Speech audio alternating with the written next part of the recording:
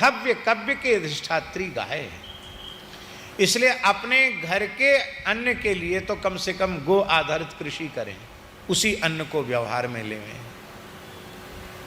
सात्विक प्रकृति से रहने वाले लोग भी कैंसर जैसी बीमारी जिसका आज भी कोई इलाज नहीं है, उस प्रकार की बीमारी का मूल कारण क्या है? एक अपने अमेरिका में डॉक्टर हैं, बहुत अच्छे हैं तो भारतीय, पर वो अमेरिका में डॉक्टरों को पढ़ाते हैं, स्वयं बहुत बड़े डॉक्टर हैं, कैंसर के डॉक्टर हैं।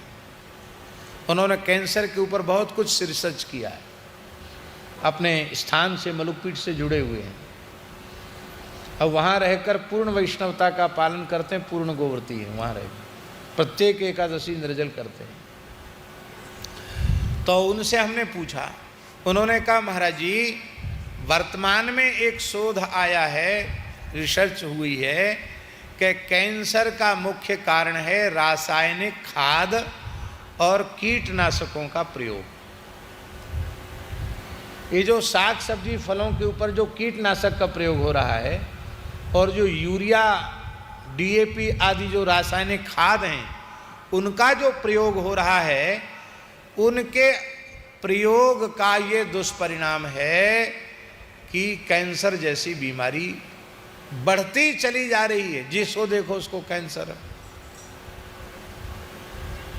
अब उन्होंने बताया महाराज जी, शुगर का भी कारण यही है,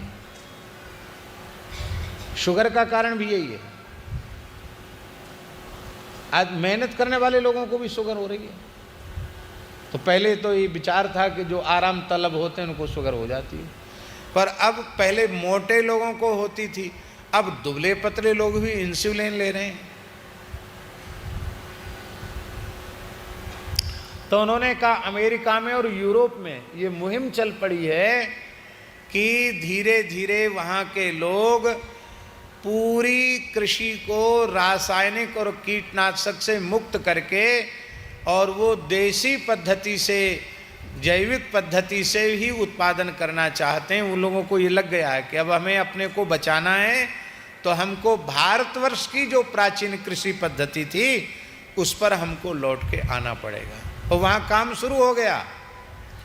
और हमारे यहाँ अभी भी भारतीय देसी गोवंश बहुत है, कम नहीं है, लेकिन आज भी हम लोग देसी गाय के गोबर गोमूत्र का बिल्कुल प्रयोग नहीं कर रहे हैं और धरती में जहर डालते चले जा रहे हैं। माई मेरे श्याम